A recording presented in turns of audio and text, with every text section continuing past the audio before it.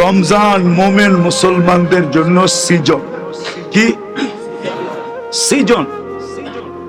Season যেরকম সারা বৎসরের লসকে recovery কইরা পোষায়া দিয়া আবার এক বছর চলার জন্য যেরকম প্রত্যেক সিজনওয়ালাকে দাঁড় করায় দেয়।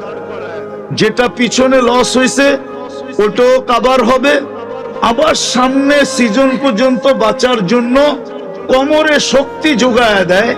এটা হলো প্রত্যেক জিনিসের সিজন করে। কি? কৃষকের কৃষির সিজন, ব্যবসায়ীদের ব্যবসার সিজন, আর রমজান হলো আমাদের আখেরাতের সিজন। শুধু অতীত বৎসরের না, অতীত জিন্দেগির সমস্ত লাইনের দিকের যত কমি খামি আছে যেগুলো আমি করতে পারি নাই, এগুলার পরিপূরক তো হবেই, কমিগুলাকে দূর করবে।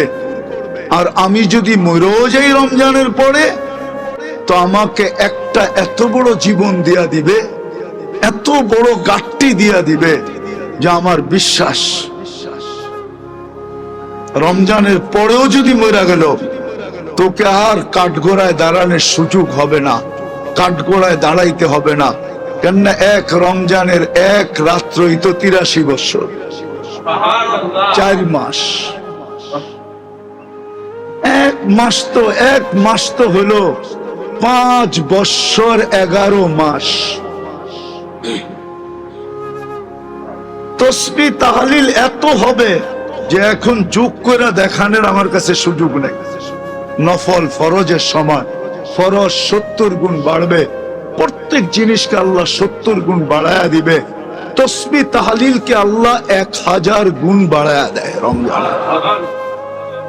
সামান্য এক ঢোক বুঝেন? এই যে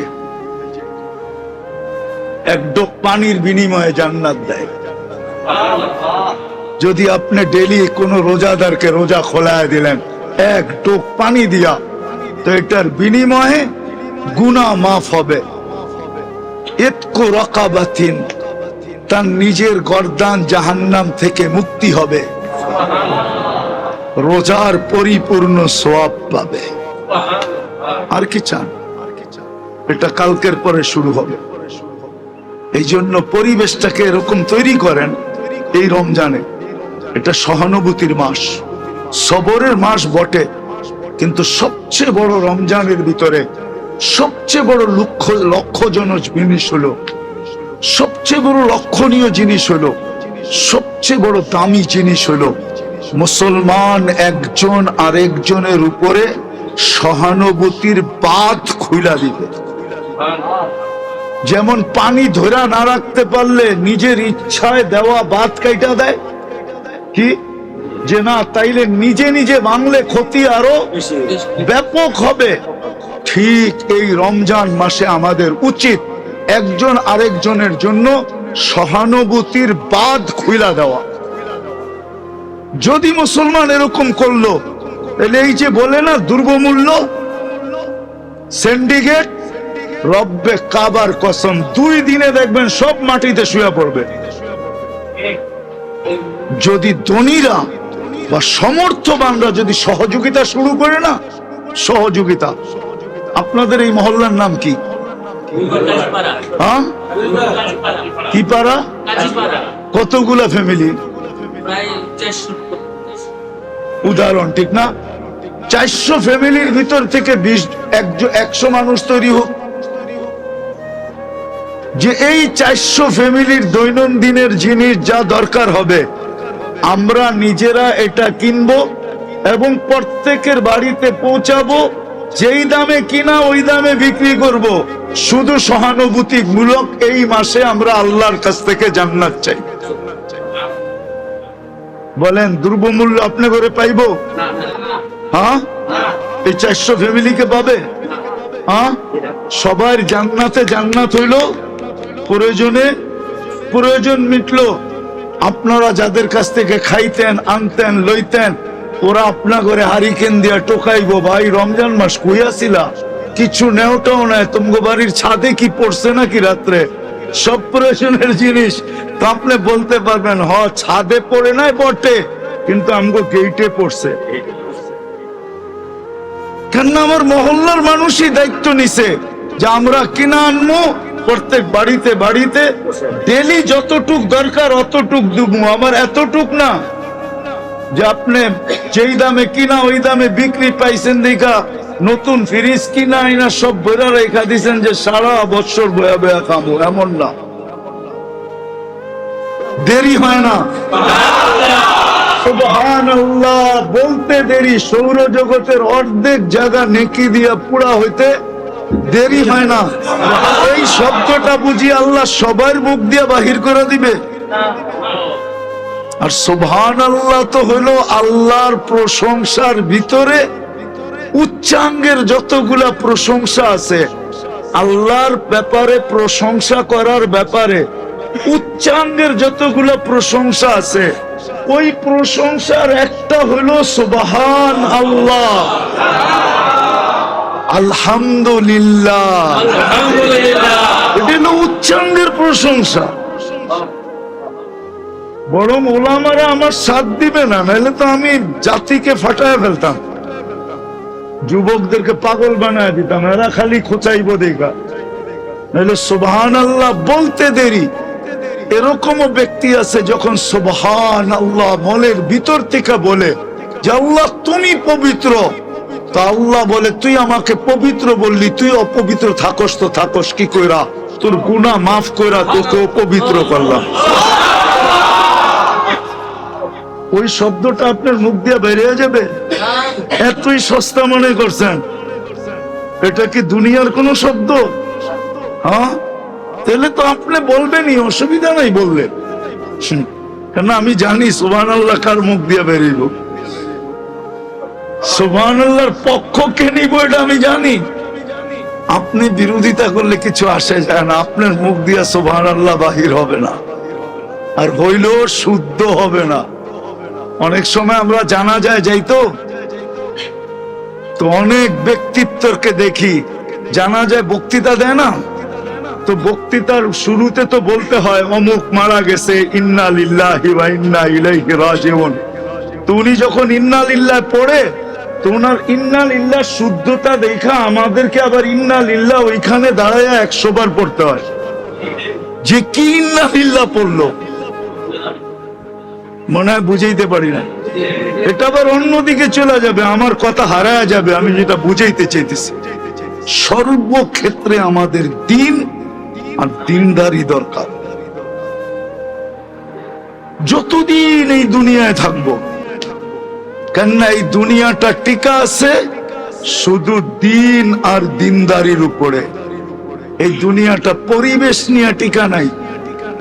পরিবেশটা তো আল্লাহ আমাদেরকে দিচ্ছেন আমাদের উপযোগী কইরা। এই দুনিয়ার পরিবেশ বসবার যোগ্য কে বানাইছে? না আপনারা বানাইছেন?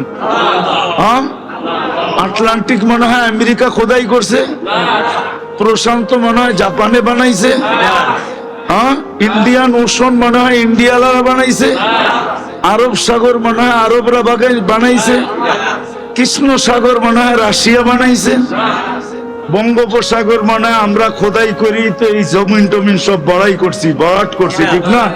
নাহলে এটিও তো বিলা ছিল, ঠিক না? কি এখনো কি ভুলা যাবো নাকি? হ্যাঁ,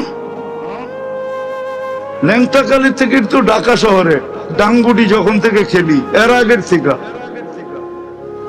এগুলা কি দেখি নাই কি? তো আমরা মনে হয় বঙ্গোপসাগর কাইটা এগুলা ভরাট করছি, ঠিক না? মুগদার ঝিল, ঠিক না? কি কোন কমলাপুরের ঝিল, এগুলা সব। হ্যাঁ, তারপর ওই পাশে যা আছে, কেননা সোজা রাস্তা তো আসিল না, রাস্তা তো একটাই আসিল, ডেমরাটটা, ঠিক না? কি মনে হয় দেখেন টেন নাই? আরে না, দেখে নাই, একটাই রাস্তা ছিল ঢাকা ঢুকার লেগে। ওটা কোন দিক দিয়া? ডেমরা দিয়া, ঠিক না? ওটা তো পাগলারটা, ওটা ছিল নারায়ণগঞ্জের থেকে পুরান ঢাকায় ঢুকার লেগা। ওটা তো রাস্তাও ছিল, কাঁচা রাস্তা ছিল। ওটা পুরান ঢাকার সাথে পাগলা আলাদের সংযোগ ছিল। তো যেটা বুঝাইতে চাইতেছি, পরিবেশের যোগ্য আল্লাহ বানাইছেন, ঠিক না? যার কারণে আমরা বসবাস করতে পারতেছি। শুধু এই পরিবেশ, বসবাস যোগ্য পরিবেশ দিয়ে দুনিয়া টিকে না। দুনিয়ার টিকার জন্য দুইটা জিনিস লাগে, একটা বসবাস যোগ্য পরিবেশ লাগে, আর একটা এটাকে টিকায় রাখার জন্য আধ্যাত্মিক পরিবেশ লাগে, যেটাকে দিনদারি বলে।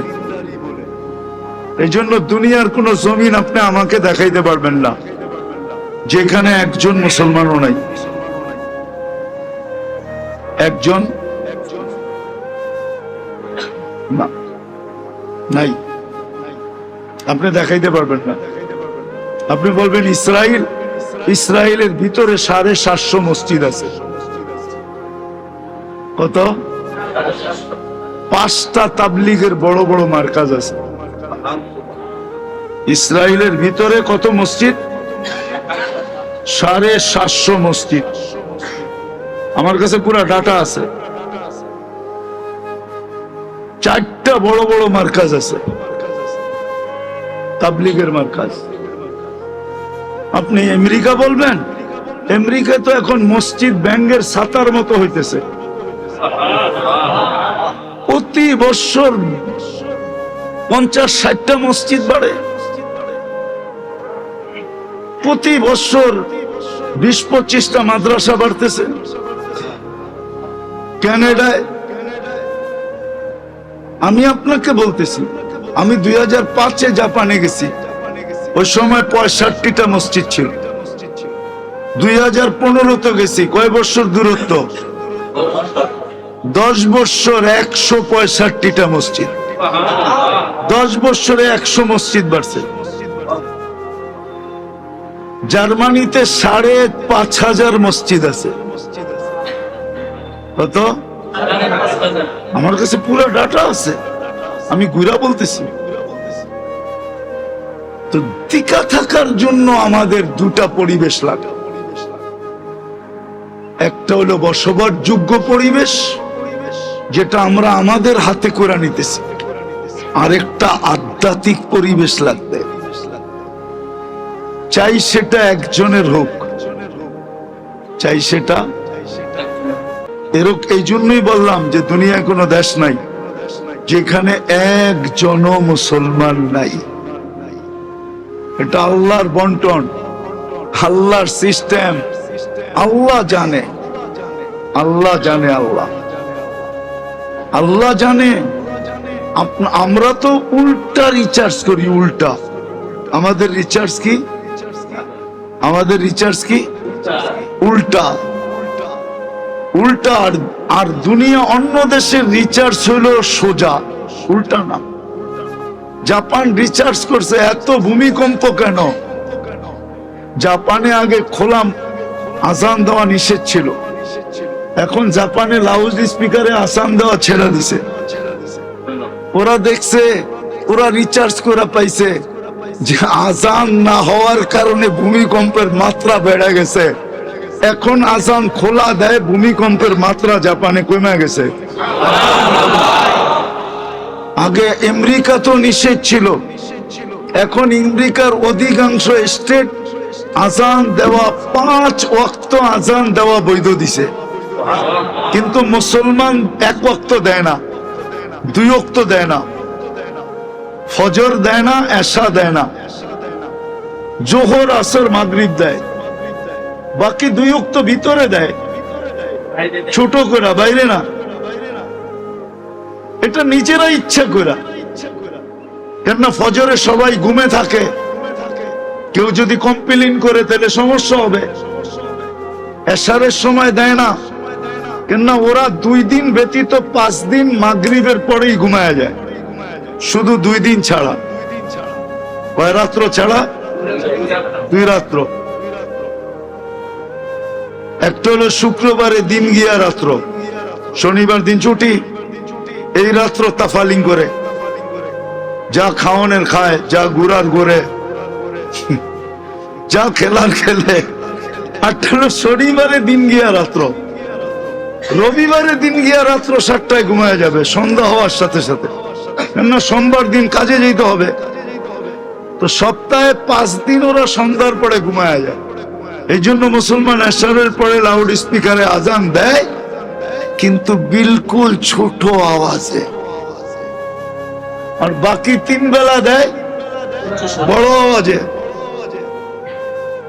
ওরা অনুমতি দিয়ে দিছে, ওরা দেখছে আজানের ভিতরে আধ্যাত্মিক লাভ আছে, আধ্যাত্মিক লাভ। কে আপনারা করোনার সময় দেখেন নাই? আমেরিকায় 2টা জিনিস খোলা ছিল, একটা গির্জা, একটা মসজিদ। আসেন আমি পত্রিকা দেখাই, গির্জা আর মসজিদ খোলা ছিল।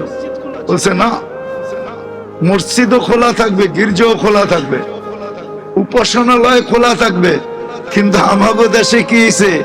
ইমাম আর মুয়াজ্জিন, ইমাম আর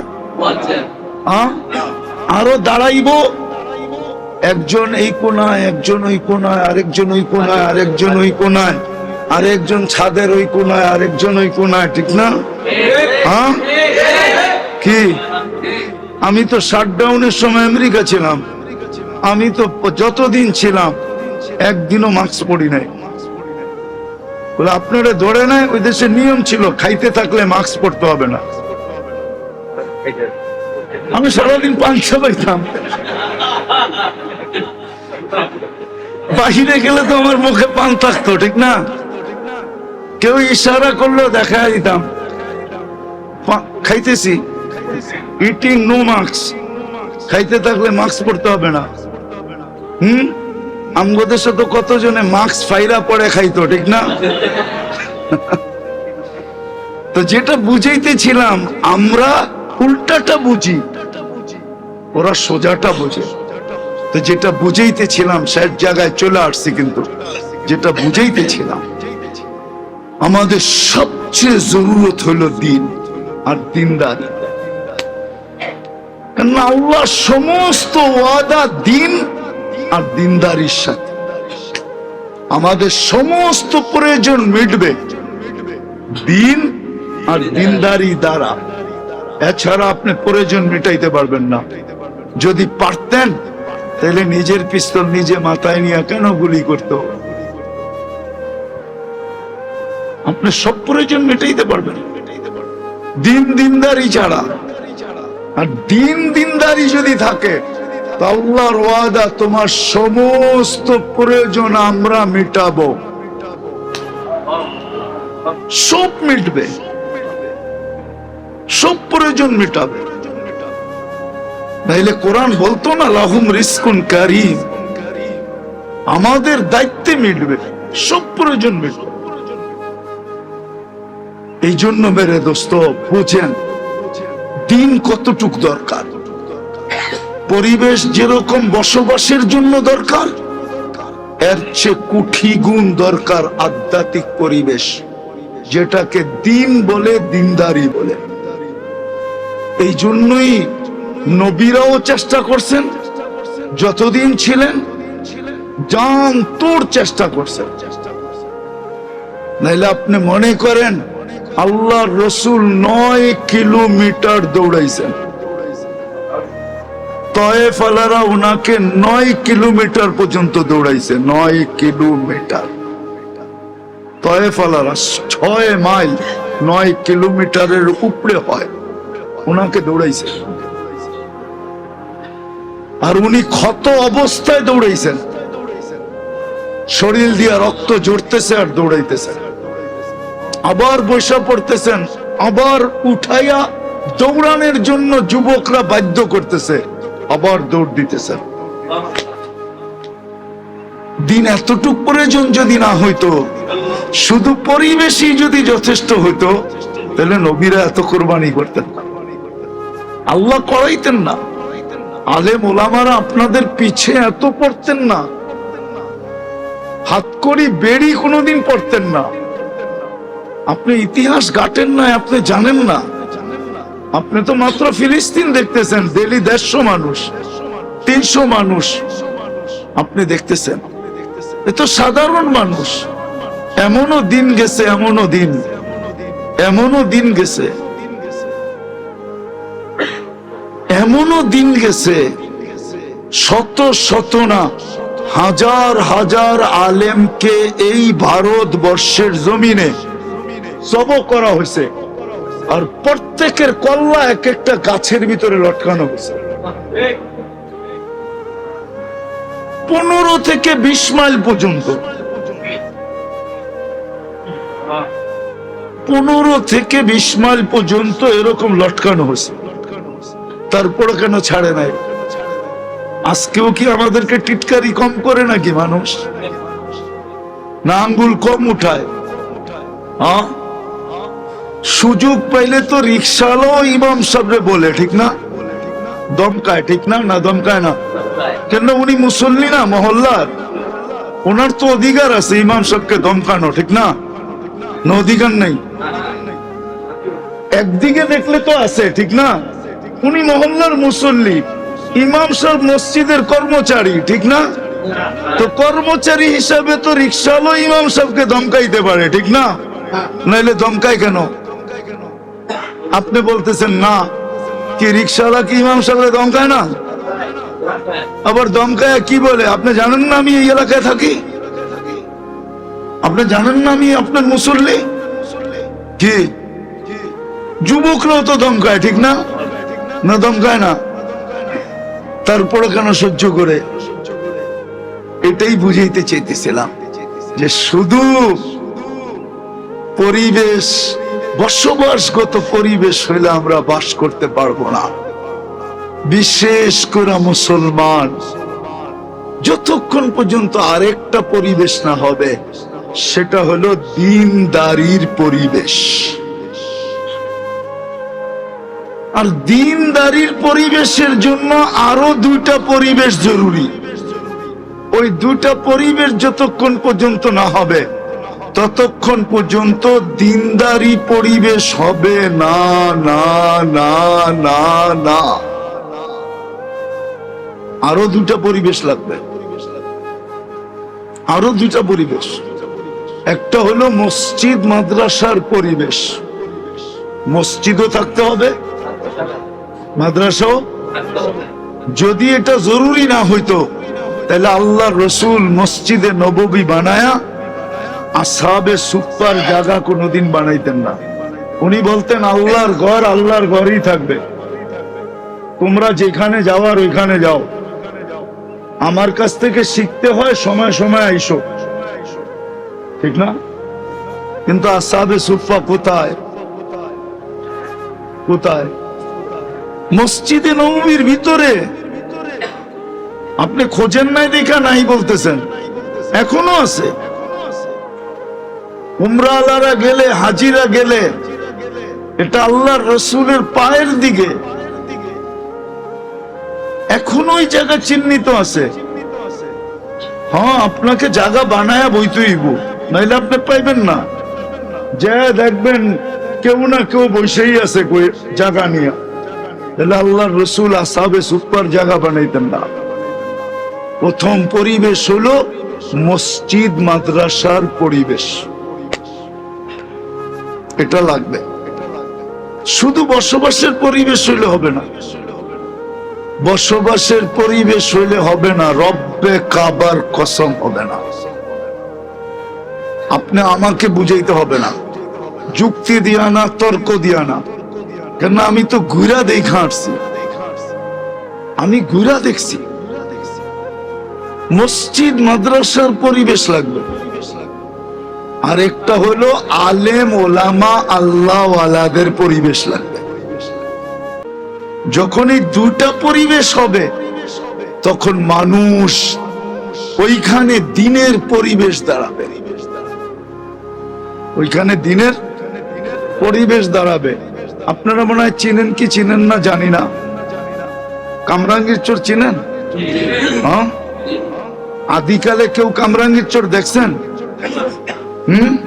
কত আগে দেখছেন? 82-83, তাহলে কিছু দেখছেন আপনি, আলহামদুলিল্লাহ পাইছি একজন। আমি 76-এর কথা বলতেছি। হাফিজ হুজুর যাওয়ার আগে কামরাঙ্গীরচর কিচ্ছু ছিল না, কিচ্ছু না। কয়টা বাড়ি ছিল আমি গয়না বলতে পারবো। ওটা একটা ইউনিয়ন ছিল, দুইটা ইউনিয়ন দুই মাথায়। আর আমি ওইখানে মাতবর সিস্টেম ছিল, চেয়ারম্যান ছিল না, মাতবরই ছিল। দুই মাথায় দুই মাতবর ছিল। ঢাকা সোয়ারিঘাটের সাইডে ছিল জয়নাল মাতবর, আর ওই মাথা একবারে যে খলামুরার ওদিকে ছিল আরেক মাতবর। এই পুরো চর দুই মাতবর শাসন করত, কিচ্ছু ছিল না। ইদানিং গেছেন জান নাই যে দেখেন তো জায়গার কাঠা কত, 1 কোটি টাকা পাইলেও কম, কম দামে পাইছেন। তো কামরাঙ্গীরচরের মাদ্রাসা যখন হয়, হাফিজ হুজুর যখন যায়, তখন কামরাঙ্গীরচর চমকাইতে চমকাইতে এখন কামরাঙ্গীরচর একটা থানা। কি একটা থানা? শুধু থানা না, কামরাঙ্গীরচর কয়েকদিন পরে মালয়েশিয়ার মতো একটা উপশহর হবে। এর চতুর্দিক দিয়ে যে রাস্তা হইতেছে, বুড়িগঙ্গার চতুর্দিক দিয়ে, ওটা তো দ্বীপ, চতুর্দিক দিয়ে যে রাস্তার প্ল্যান হয়েছে আর যে রাস্তা হওয়া শুরু হয়েছে, এটা যদি হয়ে যায় তাহলে কামরাঙ্গীরচরের মানুষ গুলশান আলা করে বলবো সালাম। তো দিন আর দিনদারি যেখানে হয়, ওইখানেই সবকিছু আস্তে আস্তে আস্তে চমকাইতে থাকে। জানি না বুঝাইতে পারলাম কি পারলাম না। দিন দিনদারি টিকা থাকবে দুটা পরিবেশ দিয়া, একটা হলো মসজিদ, একটা হলো মাদ্রাসা।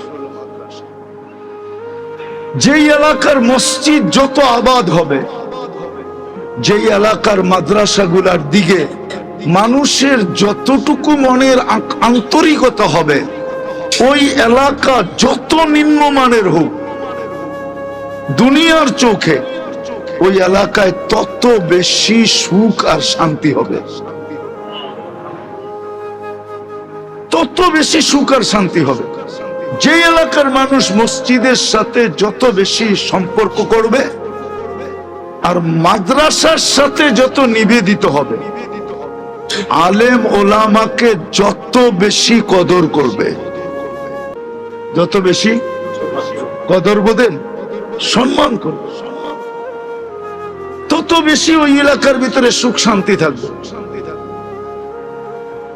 এই যে দেখবেন আপনি, এই জন্য দেখবেন, এই জন্য দেখবেন সব মিডিয়ায় যাইতেছে, তো বলেই ফেলি,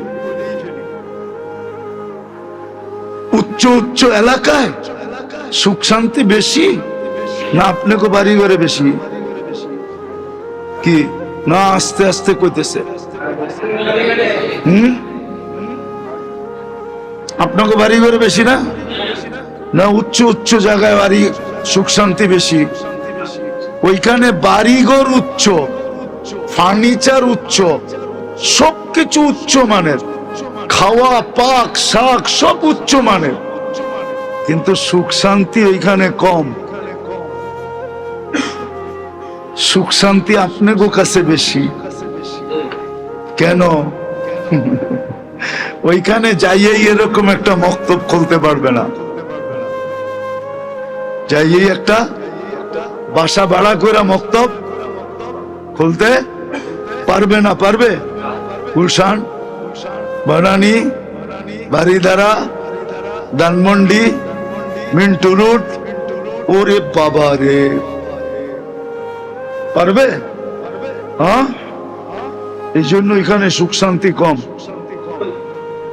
বাহির দিয়া দেখা যায় হাতির দাঁতের মতো, কত বড় দাঁত, দুটাই 1 লাখ টাকা, দুটাই। এটা বাহির থেকে দেখা যায়, কিন্তু ভিতরে সুখ শান্তি নাই, যতটুক আপনাদের এইখানে আছে। যতটুক মোহাব্বত আপনাদের আপোষে আছে, ওদের আছে? ওরা আবার শুনলে কইব হুজুর তো পুরা হাড়ি ভাঙ্গা ফেললো। কেন?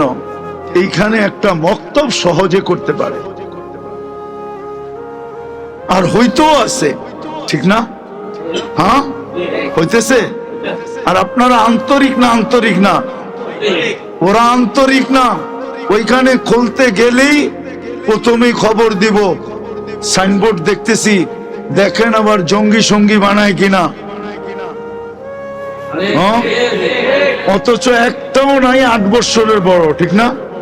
হ্যাঁ, কি 8 বছর এইখানে আছে নাকি? কোনটা 20 বছর 25 বছর? এই মাদ্রাসায় কি আছে? এই মাদ্রাসার উপরে কত বছর? 12-13 বছর। ওটা জঙ্গি হবে তো হবে কি করে বলেন? জঙ্গি হইতে হইলেও তো একটা বয়স লাগে, ঠিক না? কি ছোটবেলা পড়ছিলাম, নাবালকরে প্রেমের কাহিনী শিখায় লাভ নাই। কি মনে হয় বোঝেন নাই? ও প্রেমের কাহিনী শুনবেই কি, আর শিখলে করবই কি? শিখবই কি আর শিখলে করবই কি, ঠিক না? তো 12 বছরের ছেলে, কিন্তু ওইখানে আপনি খুলতে যান, পরদিনই চলে আসবে। তো আপনি সাইনবোর্ড টানাইছেন কেন? কার কাছে জিজ্ঞাসা করা? চিনেন এটা গুলশান, জানেন এটা বনানী, জানেন এটা বাড়িদাড়া, জানেন এটা ধানমন্ডি, এখানে কারাবাস করে। ও আমি একদিন জিজ্ঞাসা করছিলাম একজনকে ফজরের নামাজের সময়, যে আপনাদের মুসল্লি এখানে এত কম কেন? এশায় দেখলাম অনেক মুসল্লি, জোহরে দেখলাম, আসরে দেখলাম। তো আমাকে বলতেছিল যে হুজুর, এটা তো হাইফাই এলাকা, ফজরের সময় সবাই অনিরাপত্তায় ভোগে, এই জন্য ফজর নামাজ পড়তে আসে না। ওনাদের সিকিউরিটি নাই, এই জন্য ফজর নামাজ পড়তে মসজিদে শুধু আমরা ছিলাম জামাতের লোক, আর খাদেম আর ইমাম সাহেব আর মুয়াজ্জিন সাহেব ছিল। তা আমি বলি আজকে তো আমরা ছিলাম, আপনারা করেন কি? এরকমই 2-4 জন পদচারী আইসা পড়ে, এদেরকে নিয়েই পড়া ফেলি, এদেরকে খুব বুঝাই, কিন্তু এরা বলে আমাদেরকে সিকিউরিটি দিবে কে? হ্যাঁ, অথচ নামাজ পড়তে যেয়ে যদি মরেও যেত, তো আল্লাহ যদি জিজ্ঞাসা করতো কি নিয়ে আসছিস, কি নিয়ে আসছিস তুই, তা আল্লাহকে তো বলতে পারতো আপনি আনছেন কোত্থেকে, আগে এটা কোন, আপনি কি নিয়ে আসছি এটা পরে জবাব দেবো, আপনি আমাকে আনছেন কোন জায়গার থেকে, এটা কোন জায়গার থেকে উঠাইছেন? তা আল্লাহ তো বলবে তুই মসজিদে আসতেছিলি, তখন তোকে উঠে নিয়ে আসছি, ঠিক না? তো বলতে তো পারবে যে মসজিদে আসতেছিলাম, আপনি আমাকে উঠে নিয়ে আসছেন, আর আপনি আমাকে জিজ্ঞাইতেছেন কি নিয়ে আসছি। তারপরও যদি কিছু নিয়ে আসতে হয়, তাহলে তো বাড়ির বয়ে থাকলেই ভালো আছিল। কি মনে হয় বুঝাইতে পারি না কি? হ্যাঁ, আর এটাই সত্য, যাকে মসজিদে যাওয়ার সময় আল্লাহ উঠাবে, আমি না তর্ক বিতর্ক বাহির করলাম, আল্লাহ ওকে কিচ্ছু জিজ্ঞাসা করবে না যে তুই কোথা থেকে আসছিস, বরং আল্লাহ ওকে শাহাদাতের মালা পড়ায়া তারপরে দাঁড় করাবে, কেননা মসজিদের দিকে যাইতেছে। তো 2টা পরিবেশ লাগবে দিনদারির জন্য, আর এই 2টা পরিবেশ তৈরি করা আমাদের দায়িত্ব। একটা হলো প্রত্যেক ব্যক্তিকে মসজিদের সাথে সংযুক্ত করা, আর মক্তব মাদ্রাসাগুলোর সাথে এলাকার প্রত্যেক মানুষ নিবেদিত প্রাণ হওয়া। কি বুঝাইতে পারলাম? হ্যাঁ, এটা একান্ত জরুরি। আরেকটা না বললেই নয়, কালকের পরে পরশু দিন থেকে রোজা শুরু হবে, পরশু রাতের থেকেই তো তারাবি, ইনশাআল্লাহ 12 তারিখে প্রথম রোজা।